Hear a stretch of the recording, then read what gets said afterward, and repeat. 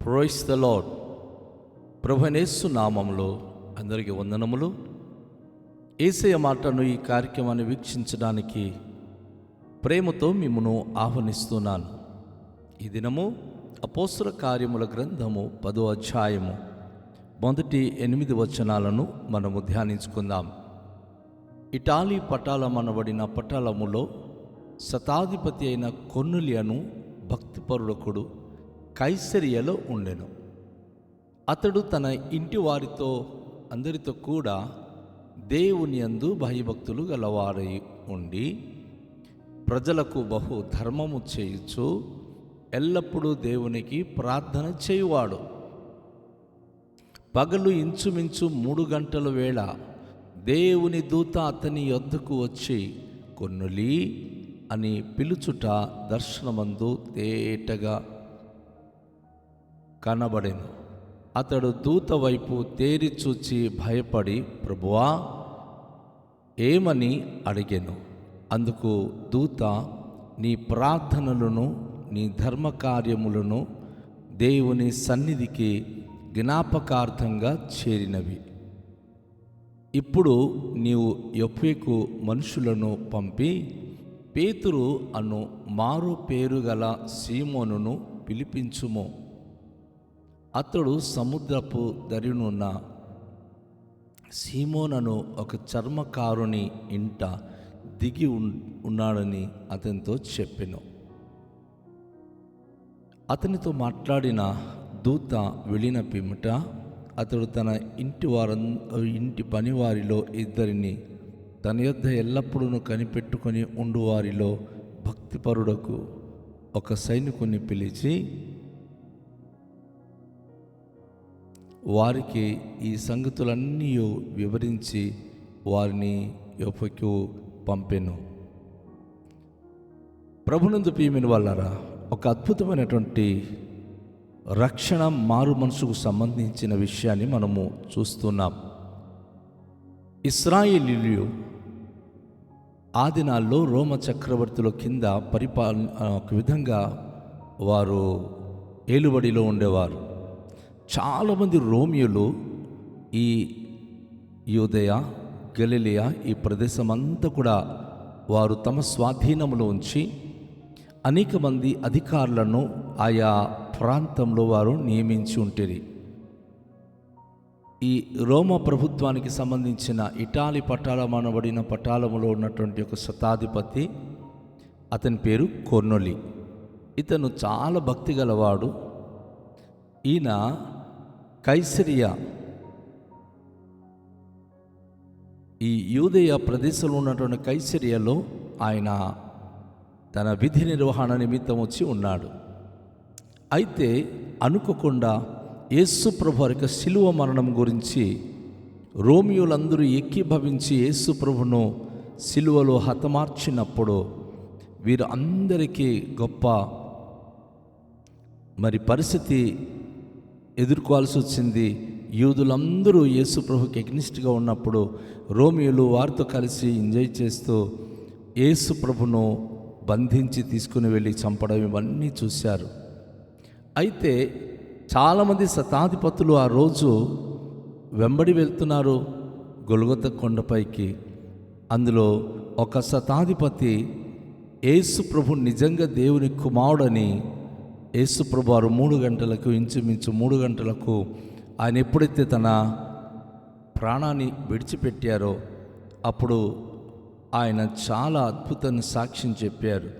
ఆ రీతిగా ఆ నోట ఈ నోట అందరూ కూడా యేసు ప్రభు గురించి తెలుసుకొని విశ్వాసం కలిగి రోమియోలు కూడా చాలామంది యేసు ప్రభు అంటే నమ్మడం అనేది జరిగింది. అయితే ఈ యొక్క కొర్నేలీ కూడా ఆ విధంగానే యేసు ప్రభుని గురించి తెలుసుకొని తన యందు భయభక్తి కలిగి చాలా భక్తిపరుడుగా కైసరిలో ఆయన నివసించేవాడు. అయితే ఒక మాట గుర్తుంచుకోవాలి, ఈయన వ్యక్తిగతంగా యేసు ప్రభువును నమ్ముకొని భక్తి గలవాడుగా ఉన్నాడు. రెండోదిగా అతడు తన ఇంటి వారందరితో కూడా దేవుని యందు భయభక్తులు గలవాడై ఉన్నాడు. తన ఇంటి వారందరూ, తన భార్య, తన బిడ్డలు, తన ఇంట్లో ఎవరైతే ఉన్నారో అందరూ కూడా వారి దేవుని పట్ల భయభక్తి కలిగి జీవించడానికి వారు సంసిద్ధత కలిగి ఉన్నారు. ఇక మూడోదిగా, ప్రజలందరికీ బహుధర్మము చేసేటటువంటి అనుభూతి కలిగిన వ్యక్తి అయినా, దేవుని యందు భక్తి కలిగినటువంటి ఏ ఒక్కరైనా సరే ప్రజలకు ధర్మం చేయాలి, మంచి చేయాలి, ఏదైనా ఇవ్వాలి, చెందాలి అని అనిపిస్తుంది.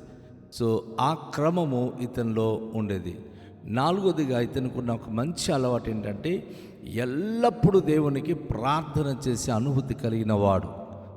నిత్యము ప్రార్థనలో తన జీవితం గడిపేవాడు. సో ఈ ప్రార్థనలో ఉన్నప్పుడు జరిగిన ఒక విశిష్టమైన సంఘటనయే ఈరోజు మనము మరి ఈ అధ్యాయంలో ధ్యానించబోతున్నాం.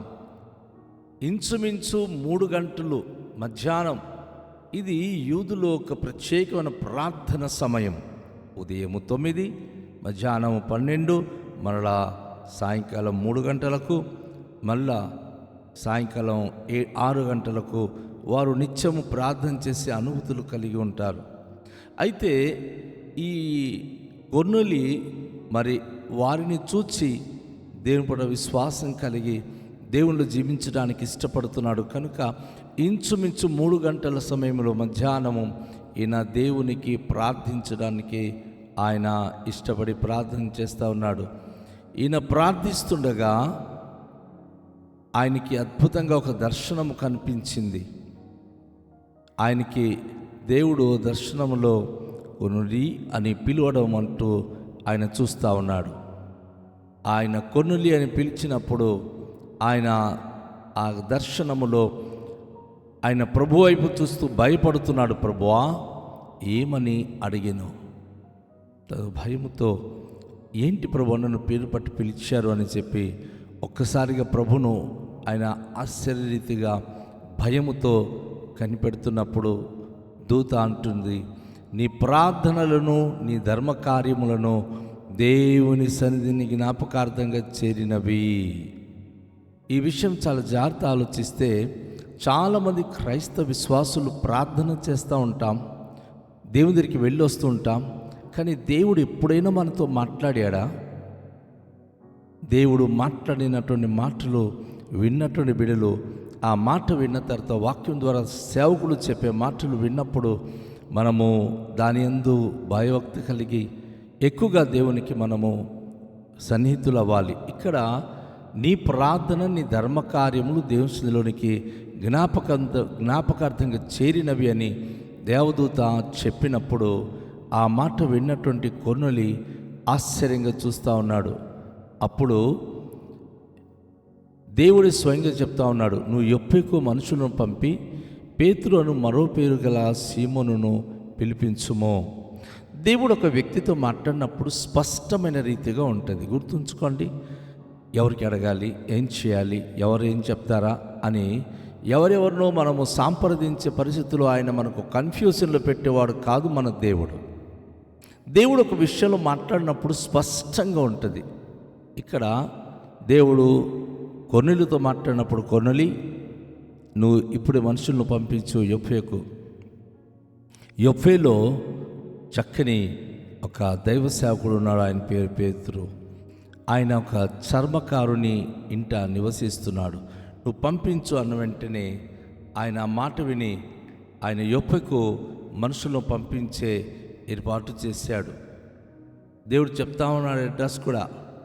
ఆయన సముద్రపు దరిలో ఉన్నటువంటి ఆ చర్మకారుని యొక్క ఇంటి దగ్గర బస చేస్తున్నాడు అని చెప్పి ఆ విషయాన్ని ప్రభు తెలియచేస్తూ పంపించాడు.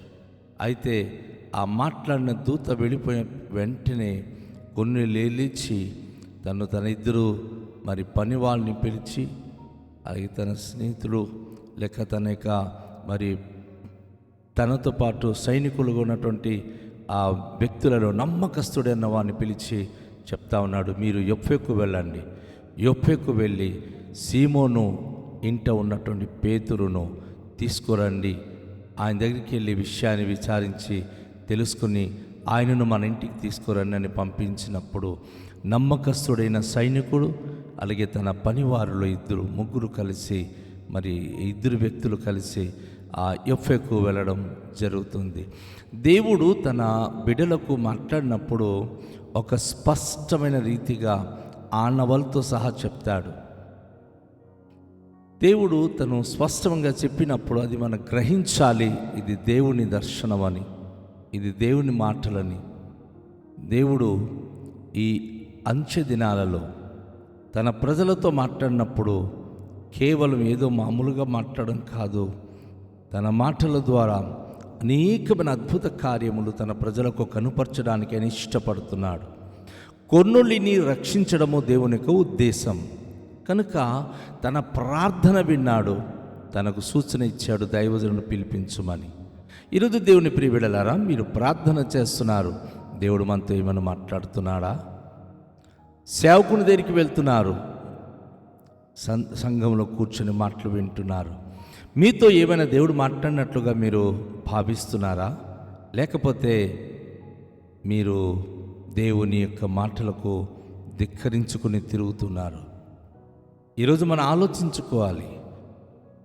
ఈ కొన్నులి దేవునికి లోబడినవాడు, భయభక్తి కలిగినవాడు, దేవుని దగ్గర విచారించువాడు, ప్రార్థించువాడు కనుక ప్రభు తనకు చెప్తా ఉన్నాడు, నువ్వు వెంటనే వెళ్ళి పంపించి మరి యొప్పే నుంచి పేతురును పిలిపించు, ఏం చేయాలో ఆయన మీకు తెలియచేస్తాడు. సో సైనికుడు తనకు నమ్మకమైనటువంటి తన పనివారు, తన ఇంట్లో ఉన్నవారు పేతురు ఎదురుకు వెళ్ళి ఆయన పట్టుకొని వస్తున్నారు. వారు ఆ యొప్పే దగ్గర వెళ్ళినప్పుడు అక్కడ చర్మకారుని ఇంట అని క్లియర్గా ప్రభు అడ్రస్ చెప్తా ఉన్నాడు. ఎవరింటికి వెళ్ళాలో, ఎక్కడికి వెళ్ళాలో, ఎవరికి పిలవాలో ప్రభు చాలాసార్లు స్పష్టమైన రీతిగా దర్శనం ద్వారా కానీ మాట ద్వారా కానీ చెప్తా ఉంటారు. అది మనం విని ఆ ప్రకారంగా చేయగలిగితే ఖచ్చితంగా మనం దీవించబడతాం. కనుక రండి, తలలోంచుకొని ప్రార్థన చేద్దాం. మికిలి దయగల పరలోకపు తండ్రి, మీ పరిశుద్ధ నామానికి స్తోత్రాలు. ఈ ప్రశస్తమైన సమయంలో మీ యొక్క వాక్యమును విని ఉన్నాం తండ్రి. మేమును ప్రార్థన చేస్తూ మీ యొక్క ఆజ్ఞలకు లోబడి జీవించే భాగ్యము దయచేయండి. మీ యందు మీ యొక్క నిరీక్షణతో ముందుకు సాగేలాగున కృప దయచేయండి దేవా. ఈ ప్రశస్తమైన సమయంలో నైనా వింటున్న వాక్యము ప్రతి బిడ్డల జీవితాల్లో నూతన కార్యములు జరిగించేలాగున కృప చూపించుమని యేసు నామములో ప్రార్థిస్తున్నాము తండ్రి, ఆమేన్. అందరికీ షాలోం. ప్రభు మనలను దీవించునుగాక.